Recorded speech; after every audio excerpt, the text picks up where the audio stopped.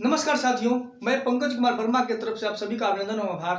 आज हम लेकर के आए हैं आप लोगों के लिए क्षेत्रमिति का भाग 2, जिसमें हम लोग पढ़ेंगे, जानकारी प्राप्त करेंगे घन और घनाभ के बारे में। साथियों, जैसा कि हमने अपने पिछले वीडियो में भाग 2 में, क्षेत्रमिति के भाग 2 में आप लोगों को चतुर्भुज पढ़ाया और वृत्त पढ़ाया, लेकिन कुछ टेक्निकल खराबी के कारण जो है कि वीडियो पोस्टपोन हो गया और पूरा वृत्त का जो है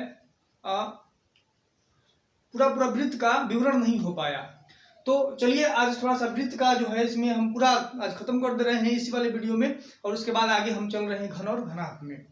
तो वृत्त में हम लोग क्या बता रहे थे, आप लोगों को पूरा वृत्त का सर्किल हमने समझा दिया था, और वृत्त के फॉर्मूले जो थे उसको आप लोगों को बताना था कि वृत्त के फॉर्मूले क्या होते हैं। क्योंकि हमने अपने पिछले वीडियो में वृत्त के फॉर्मूलों को बता दिया है, लेकिन यहाँ पर थोड़ा सा एक बार और जान लीजिए।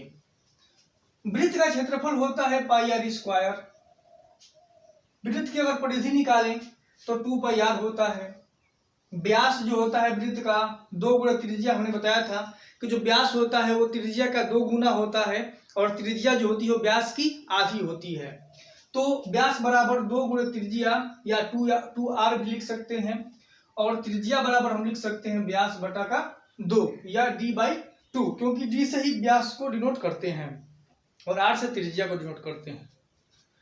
अब इसमें एक और चीज दिया रहता है आपका, जो जिसका विवरण हमने नहीं किया था। अगर वृत्त में त्रिज्य खंड दे दे, लघु चाप की लंबाई पूछने के लिए दे दे, तो क्या होता है। तो आइए जानते हैं कि त्रिज्य खंड किसे कहते हैं और लघु चाप किसे कहते हैं। जैसे कि यहाँ फिगर दिया हुआ है आपका, इस फिगर में आपको देखिए, ये जो रेखा गया है आपका, ये जो लकीर हम खींचे हैं, इसको हम क्या कहते हैं, त्रिज्य खंड AOB, ए ओ और यहाँ बी है, तो इसी को हम त्रिज्य खंड कहेंगे। जो टुकड़ा है इसको त्रिज्य खंड कहेंगे। और त्रिज्य खंड का क्षेत्रफल हम निकालेंगे तो उसका होता है θ/360 multiplied by pi r square, यानी कि थीटा गुणे 360 गुणे वृत्त का क्षेत्रफल पाई आर स्क्वायर। अब एक और आपका है लघु चाप की लंबाई। तो लघु चाप क्या होता है, तो लघु चाप आपको हमने बताया था, ये जो चाप हमने खींचा है, ये जो, इसी को लघु चाप कहते हैं। ये जो आपका खींचा हुआ जो भाग है, इसी को लघु चाप कहते हैं। तो लघु चाप की लंबाई अगर पूछेगा तो θ/360 गुणे 2 पाई आर, ये वाला फॉर्मूला हम अप्लाई कर देंगे।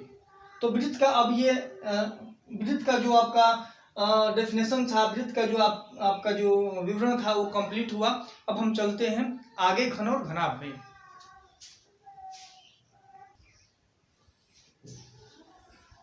देखते हैं घन और घनाभ। घन और घनाभ में हम लोग चर्चा करेंगे परिभाषा के बारे में और फॉर्मूलों के बारे में, जैसा कि विवरण हमने दिया है पिछले वाले परिभाषाओं का, जैसे चतुर्भुज हुआ, वर्ग हुआ, वृत्त हुआ, अकॉर्डिंग टू दिस। तो देखते हैं, पहला दिया है घन, जिसको इंग्लिश में बोलते हैं क्यूब। यदि घन के एक किनारे या एक भुजा की लंबाई L इकाई हो, घन का कोई एक किनारा हो या कोई एक भुजा हो जिसकी लंबाई L इकाई हो, लंबाई को L से डिनोट करते हैं क्योंकि L लेंथ होता है। तो यदि घन के एक किनारे या एक भुजा की लंबाई L इकाई हो, और यहाँ पर घन का फिगर भी दिया हुआ है यहाँ पे, तो पहला घन का आयतन हो जाएगा L का Q, घन इकाई, लंबाई का Q, लंबाई गुणे लंबाई गुणे लंबाई, यानी घन का आयतन बराबर लंबाई गुणे लंबाई गुणे लंबाई, लंबाई का Q हो जाएगा।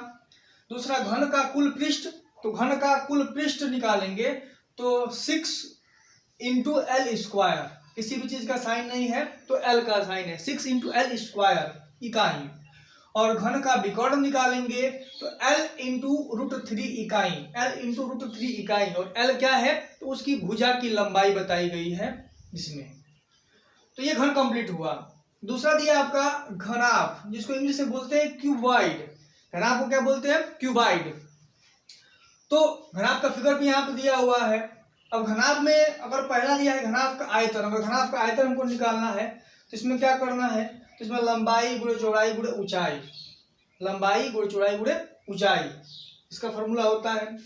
दूसरा दिया आपका घनाभ का कुल पृष्ठ, अगर घनाभ का कुल पृष्ठ निकालेंगे तो 2 और गुणे ब्रैकेट में ये l b plus b h plus l h, यानी एल मतलब लंबाई और बी मतलब चौड़ाई, यानी कि लंबाई गुणे चौड़ाई प्लस चौड़ाई गुणे ऊंचाई प्लस लंबाई गुणे ऊंचाई। और घनाभ का विकर्ण, कभी कभी क्वेश्चन में सवाल देता है कि एक घनाभकार कमरा है जिसमें एक छड़ रखी गई है, तो छड़ की लंबाई ज्ञात कीजिए। तो छड़ की लंबाई ज्ञात कीजिए, तो वहां पे इस फार्मूला का हम प्रयोग करते हैं, जहाँ पे घनाभ का विकर्ण, छड़ अगर रखा गया तो स्वाभाविक सी बात है कि विकर्ण नहीं हो जाएगा। अगर यहाँ से जहाँ तक कमरा रखा, कमरा में अगर कोई छड़ रखा गया है तो विकर्ण ही हो जाएगा। तो विकर्ण की लंबाई बराबर हो जाएगी बराबर ब्रैकेट में एल स्क्वायर, यानी कि लंबाई का स्क्वायर प्लस बी स्क्वायर यानी चौड़ाई का स्क्वायर प्लस एच स्क्वायर इकाई का स्क्वायर। बाकी सब रेशियो क्वेश्चन में दिए रहते हैं। तो इसका फॉर्मूला ज्यादातर हम विकर्ण ज्ञात करने के लिए ही करते हैं, घनाभ का विकर्ण ज्ञात करने के लिए फॉर्मूला अप्लाई करते हैं। देखते हैं आगे।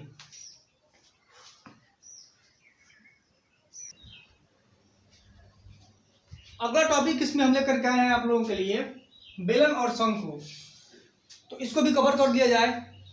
बेलन और शंकु क्या होता है? बेलन को इंग्लिश में हम बोलते हैं सिलेंडर, बेलन को इंग्लिश में सिलेंडर बोलते हैं। यदि बेलन के आधार की त्रिज्या r इकाई तथा ऊंचाई h इकाई हो, बेलन का ये आपका फिगर दिया हुआ है जो सिलेंडर आकार होता है, लेकिन बेलन के ऊपरी सिरे पर और निचली सिरे पर एक वृत्त होता है। बेलन के ऊपरी सिरे पर और निचले सिरे पर एक एक वृत्त होता है। तो वृत्त होता है, तो चूंकि वृत्त होता है तो वृत्त की त्रिज्या भी होती है, यहाँ पे ये भी आर हो जाएगा, ये भी आर हो जाएगा। और बेलन का जो लंबाई होता है उसे हम एच से डिनोट करते हैं। तो कह रहा है कि यदि बेलन के आधार की त्रिज्या आर इकाई तथा ऊंचाई h इकाई हो, तो बेलन का आयतन निकालेंगे तो क्या फॉर्मूला लगाएंगे? तो बेलन का आयतन बराबर हो जाएगा आपका पाई आर स्क्वायर एच। दूसरा आपका बेलन का वक्र पृष्ठ अगर निकालना होगा तो 2 पाई आर एच लगाएंगे। बेलन का कुल पृष्ठ अगर निकालना है तो उसके लिए फॉर्मूला होता है 2 पाई आर एच, यानी बेलन का वक्र पृष्ठ और plus 2 pi r square. 2 pi r square का मतलब कि दोनों वृत्तों का क्षेत्रफल, ये 1 पाई आर स्क्वायर मिलकर 2 पाई आर स्क्वायर हो जाएगा। अब इसमें से हम क्या करेंगे, 2 पाई आर को कॉमन कर लेंगे तो बच जाएगा यहाँ पे आर प्लस एच इकाई, जो कि ये फॉर्मूला हो जाएगा बेलन का कुल पृष्ठ के लिए। अब इसी तरीके से हम जब आएंगे शंकु पर, तो शंकु में भी वही होता है, लेकिन इसमें एक तिरछी ऊंचाई अलग से होती है जिसको एल से डिनोट करते हैं यहाँ पे। बाकी त्रिज्या भी इसकी आर होती है और ऊंचाई इसकी एच होती ही होती है। तो देखिए इसमें क्या होता है, यदि शंकु के आधार की त्रिज्या आर इकाई, ऊंचाई h इकाई तथा तिर्यक ऊंचाई यल इकाई हो,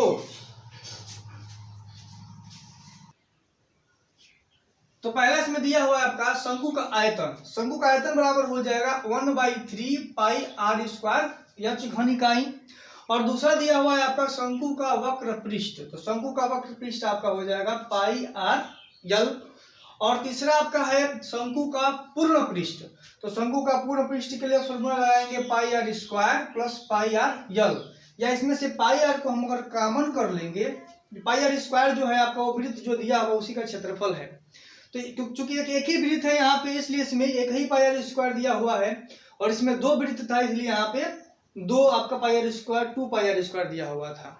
तो यहाँ से हम क्या करेंगे, पाई आर को कॉमन कर लेंगे तो बच जाएगा आर प्लस यल वर्ग इकाई। अब इसमें एक और चीज देता है कि तिर्यक ऊंचाई, अगर तिरछी ऊंचाई ज्ञात करना है, यल निकालना है, तो उसके लिए फॉर्मूला क्या होता है? तो इसके लिए फॉर्मूला होता है, अगर हमको यल निकालना है तो यल बराबर आपका हो जाएगा ब्रैकेट में आपका r square plus h square, यानी कि त्रिज्या का स्क्वायर कर देंगे और प्लस हम कर देंगे ऊंचाई का स्क्वायर आपका, तो आपका यल यानी कि तिरछी ऊंचाई आपकी निकल जाएगी। ये यल जो है आपकी तिर्यक ऊंचाई है, तिरछी ऊंचाई है।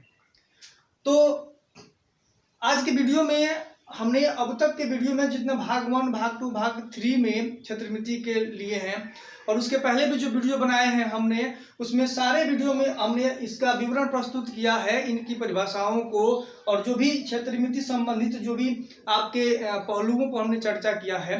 अब अगले वीडियो में हम लेकर के आएंगे न्यूमेरिकल्स, इससे संबंधित जितने भी न्यूमेरिकल्स हैं, क्वेश्चंस हैं, और उसको भी हम लेकर आएंगे। और आप लोग देखना मत भूलिएगा, जरूर देखिएगा।